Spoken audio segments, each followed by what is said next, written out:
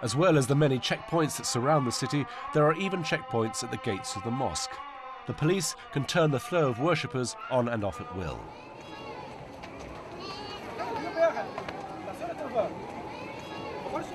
Meanwhile, Israeli archaeologists dig deep beneath the foundations of the Islamic buildings, seeking evidence of the Jewish temple.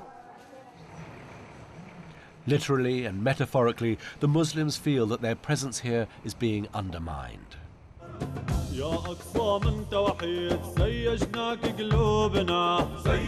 political heat that this frustration has generated is dramatically illustrated in a video Sheikh Kamal handed to me.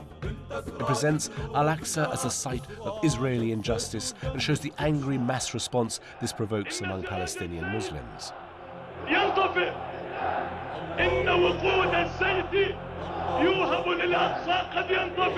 In this propaganda piece, Sheikh Kamal is revealed as a very different figure from the polite and gracious man I have been talking with.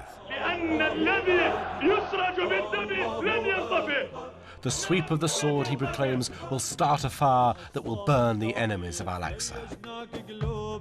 The success of the Islamic movement and Hamas raises an inevitable question. What would life be like in an Islamic state? A particularly pressing question in a society that's such a mixture of ethnicities, faiths and identities. In fact, the leadership of the Islamic movement is at pains to point out that it does not envisage an Islamic state, not now nor within the foreseeable future. The Islamic movement endeavours to stay within Israeli law, close in spirit to Hamas, but not identical. I would say that at the top of the agenda of the Arabs in Israel is the campaign or the struggle to have equal rights with the Israelis. On the top of the agenda of the Palestinians in the territories, in Gaza and in the West Bank, is to get rid of the Israeli occupation and have a Palestinian independence, Palestinian sovereign state.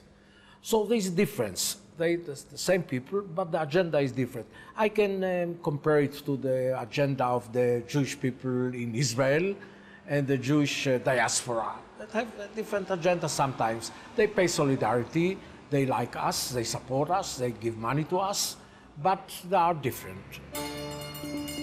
In the past 10 to 15 years, the Islamic movement has had a strong impact on the Palestinian communities in Israel.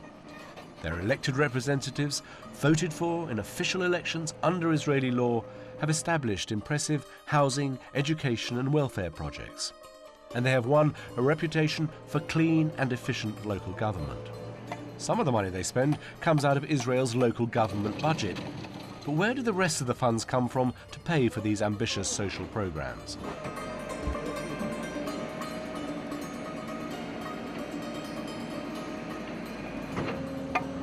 One of the commandments of Islam is to give some percent of your income to charity. And I know, among my friends, that they keep it very, very strict. Sometimes we accuse them, oh, they got money from, I don't know, from Saudi Arabia, from Al-Qaeda, from there. That's nonsense. Most of the money come from their own funds, from the people, from private people who donate money because they have a sort of identification.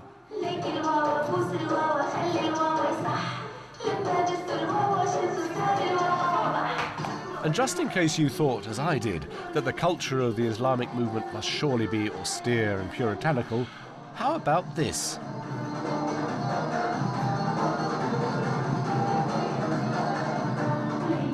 These teenage girls are enjoying the benefits of an Islamic movement summer camp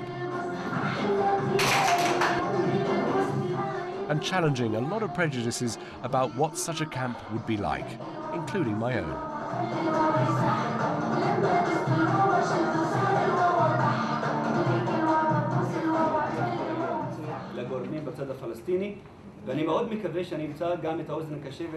Ibrahim Sarsour, one of the Islamic movement's two members of the Knesset, addresses a parliamentary committee. He is speaking in Hebrew, and everyone else in the room is Jewish. Some members of the Islamic movement reject this level of engagement with the Israeli state, considering it to be humiliating and futile. If we are here, we can really speak loudly, we can represent our interests, whether the government decided to listen to our requirements or not. We did not decide to run for the parliamentary elections because we are so in love with this parliament. We do believe that through the parliament we can do something. I'm not saying we can do everything. So this something, together with the other Arab parties, will be for the benefit of our community inside Israel. We do not believe in what we call the policy of crying, only crying, and sitting without doing anything. We do believe in doing, first of all, and then utilizing all opportunities. And I do believe we are an integral part of this country. At the end of my visit to Israel, I get a moving insight into just how excluded Palestinians can be within Israeli society, and why the Islamic movement is growing ever stronger.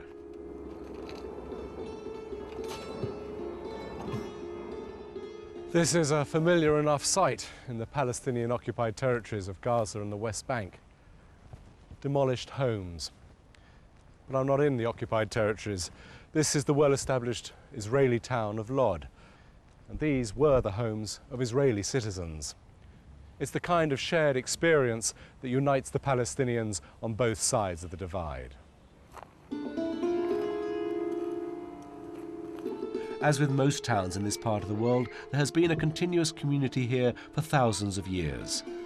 Until Israel's War of Independence, Lod was predominantly an Arab town. Where you now see rubble, there were once handsome stone-built houses surrounded by mosques. In recent years, the Israeli authorities have rezoned this as an area for new industry and have refused the surviving residents the right to repair or rebuild their homes. The punishment for transgressing these planning laws is a dawn visit by the bulldozer squad, accompanied by the army. Residents have been offered alternative accommodation, far away in the Negev desert. Whenever they've demolished a house here in Lod, the Islamic movement comes and gives moral support, as well as financial support. They've many projects that benefit our society, especially in the circumstances we're living under, the policy of persecution and extreme racism in this country. We were neglected. No one was looking after us. And now the Islamic movement has come along. Saud and Rania Azbaga built themselves a smart little villa on the site of a crumbling family home. But their new house has been condemned to be destroyed. Saud and Rania have managed to delay demolition orders twice through the courts, but they believe that their fate is sealed. The feeling's really awful. You feel you're hanging, as if you're in mid-air, suspended. You don't know where to go. You can neither go back to the ground or up to the sky. During the night, the kids come up screaming, "Daddy, are they going to demolish our house, like they demolished our neighbor's house?" The family have already been visited by the demolition squad once, when Saud was at his work as a pharmacist. I was terrified. I felt like I was still dreaming. 10 of them, all men, went into my bedroom and I was still not fully dressed.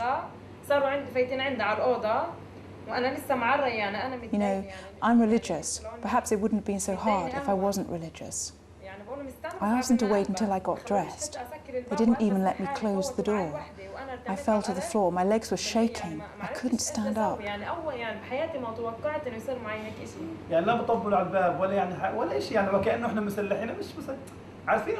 They want to terrify you and terrorize you, so that you run away from this city.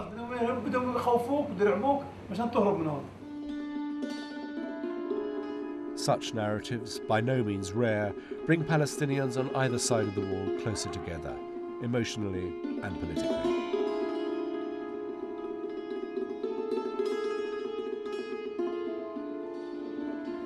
Throughout the world, there is alarm at the idea of a religious revolution that would create an Islamic state sweeping across all borders.